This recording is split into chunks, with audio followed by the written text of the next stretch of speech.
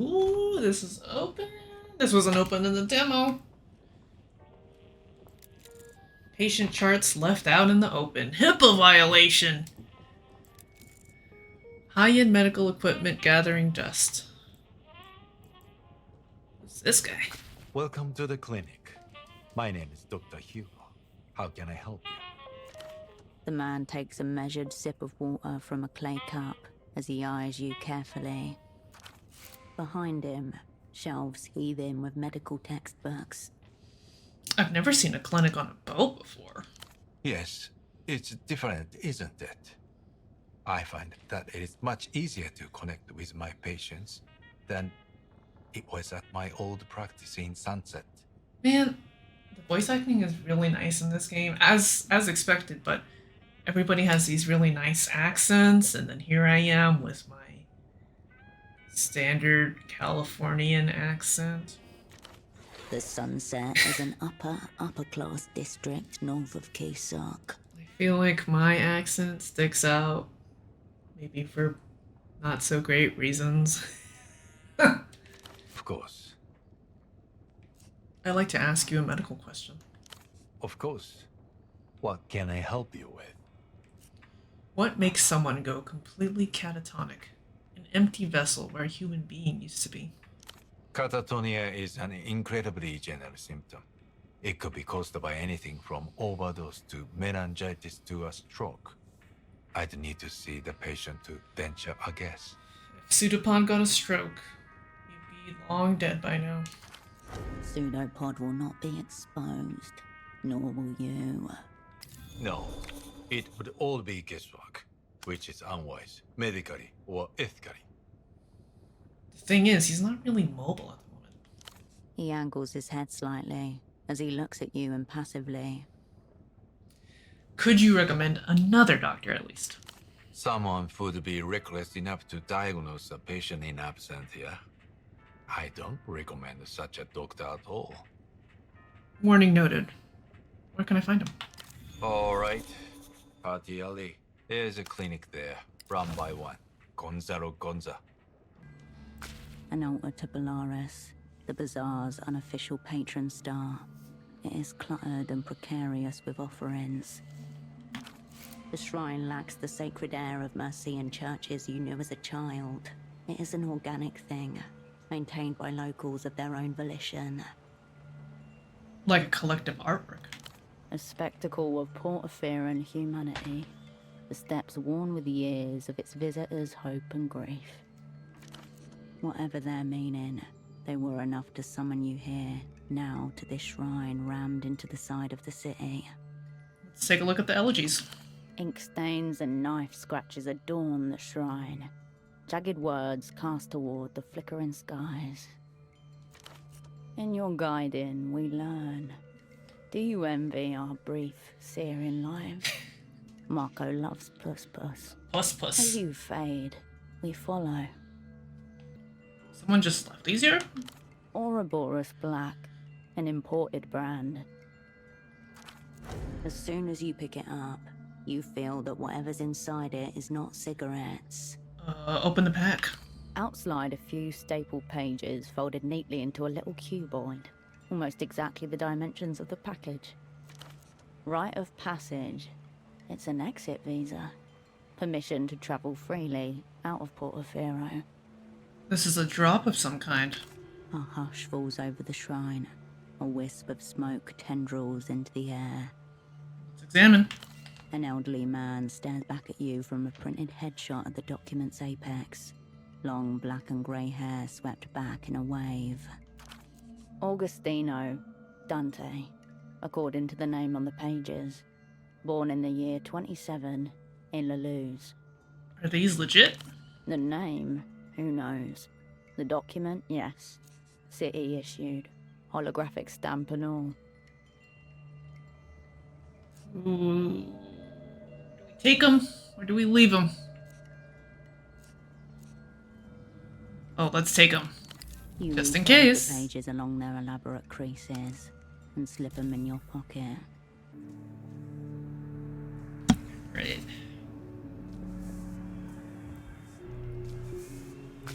An older man, Heavyset looks up as you approach. On the table next to him is a large plastic box. An accordion hose runs from the side of it and disappears between his shirt buttons. Whoa. Like a dead octopus, smothered and forgotten about. Aperia, bon of you to drop by. Though a bit earlier than I was expecting. But mainly, they're concerned about your heart. Heart. My heart is my concern. Size of a fist, weighs about a quarter kilo. They want to know what you'll take for it.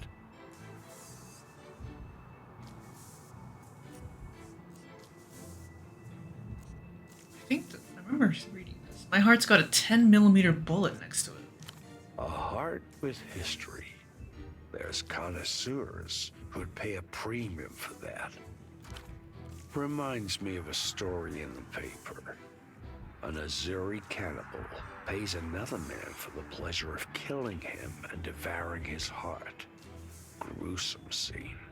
Features a frying pan and all sorts of unprintable details.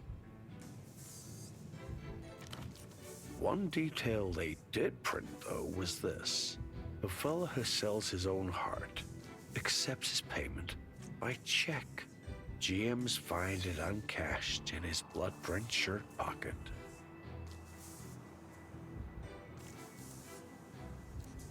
How much was the check for? If you believe what you read in the newspapers, our cannibal paid about 200 sol. Doesn't sound like a lot. The cost of a new set of tires. Yeah. Plus the life sentence, of course. Sounds expensive. True knowledge usually is. Knowledge. Exactly what you're lacking just now. So how much was your heart worth? My business, I'd say.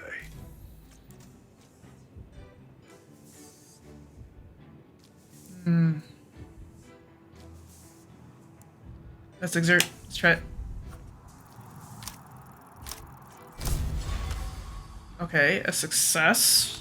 A hiss, followed by the frantic clack, clack, clack of a microfiche reader. High contrast negatives hit the back of your retinas.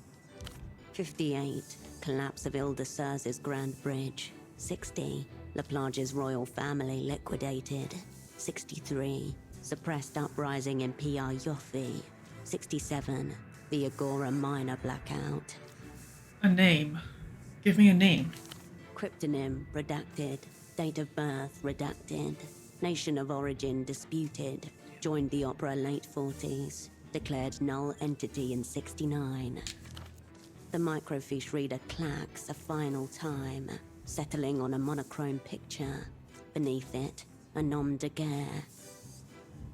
You're the one they call Hausman. His fleshy cheeks pull his mouth into just the slightest approximation of a smile. A name whispered among tutors and veterans, invoked like a demon from a lost mythology. Even worse. How's he getting on? Haven't seen him for a few days. Do I trust this guy? Be a big mouth. He's in a chrysalis stage currently. What he'll become, none can say. And meanwhile, back on the material plane, that leaves you without backup. Yep. Especially good pieces today. Many wearable items. The old woman glances at you before returning to her magazine. Nice to meet you. Carmona has not agreed to be met. She angles her magazine away from you protectively. Carmuna, the name on Pseudopod's purchase order. Your double owes this woman a minuscule shipment of socks. Was my colleague here by any chance? Brown jacket, glasses, big enough socks. You're working with that nice boy? The sock seller? Her lips shrivel, and her eyebrows descend as she takes you in properly. He was dressed so nicely, standing so straightly, polite. Had Carmuna thinking that there might be hope for us in Kohila. But you don't look super block at all. He's in trouble. What trouble? There was no trouble with him. It's his first time out of the super block, you know. You should take him to see some sights. That nice boy had never seen an Aerotram before. Said they were the most beautiful thing in the world. Then couldn't help himself but say, must be a nightmare for the zoning division. How Carmuna laughed. Very charming.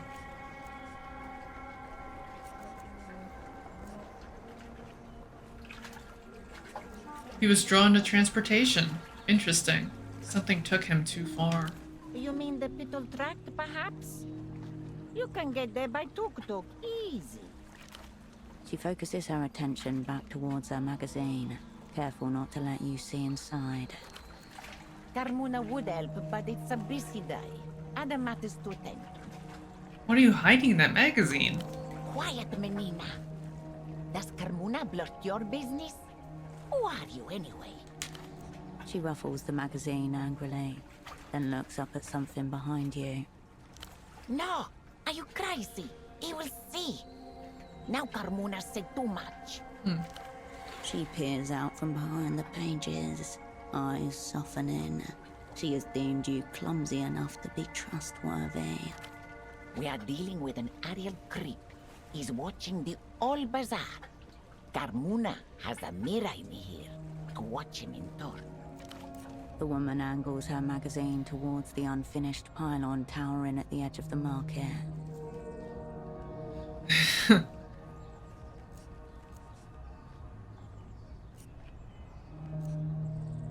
Perhaps he's a tourist of obstruction.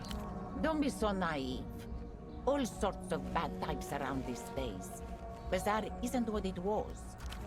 Used to give him what for whenever we made eye contact, but he was unmoved. Very suspicious. He is creeping, keeping watch on behalf of Polaris knows who, monitoring our ways. He's spying our comings and goings. Carmuna will tell you all about your nice boy if you go find out why. Sounds intimidating. I'll go and find out what he's up to. Be careful, Menina. Don't mention Carmuna. Go through that gate just south of here and keep going down. You'll get to him.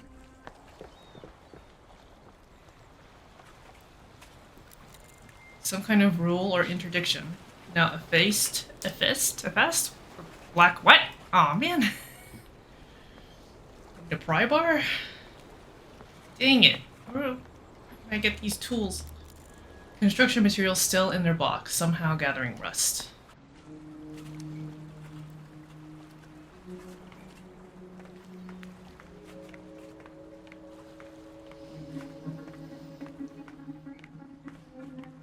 Long way up, what the heck?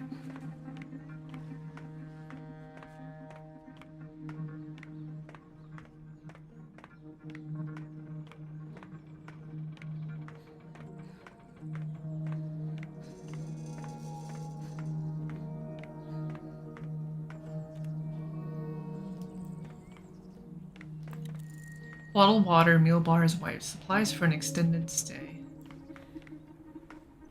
Who are The you? man doesn't react or turn as you approach, your feet echoing off the high metal. Don't look now, but you can see through the metal floor, all the way down. No thanks. I saw you by the fire exit. His tone, one step short of accusatory. You were watching me? You considered the pelota ball. You know it doesn't belong there, but you left it all the same. Very difficult to watch. Something told me I might regret moving it. When faced with the sensible words of a well-designed regulation and the superstitious mutterings of your own mind, you choose the latter. Ah, well. You judged me for that? I want to come back to it. Still, you've come a long way. Fortunately, the view just about compensates. Some of the Bazaar folks are worried about you being up here. Or being up there. The crippled seamstress, you mean? He has been watching. She calls you the aerial creep. I guess that follows naturally from the premise. unbothered. Still, I hope you don't take that claim seriously.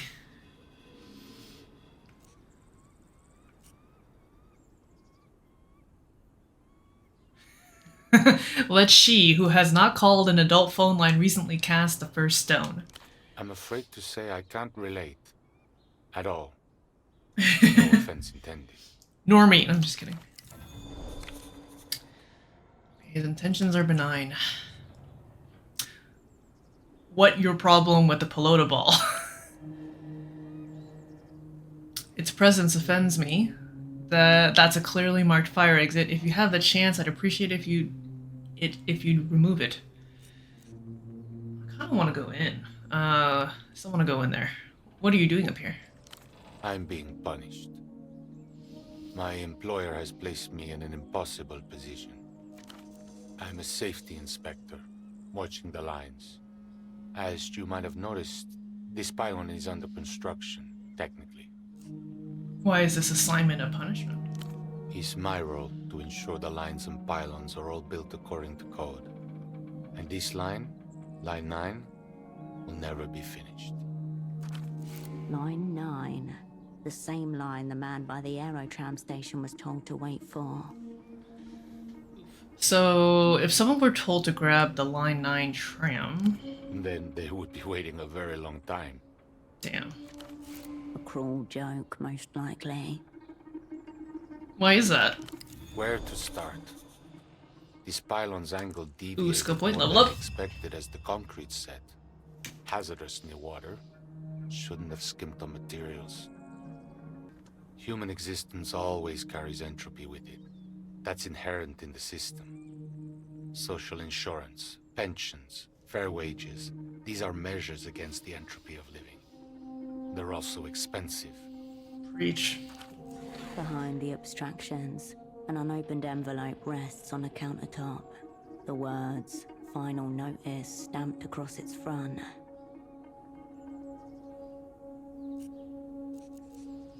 But that doesn't make the need for them go away. Such is the price for joining the developed world. He glances down. The world spins slowly. There's entropy in all systems.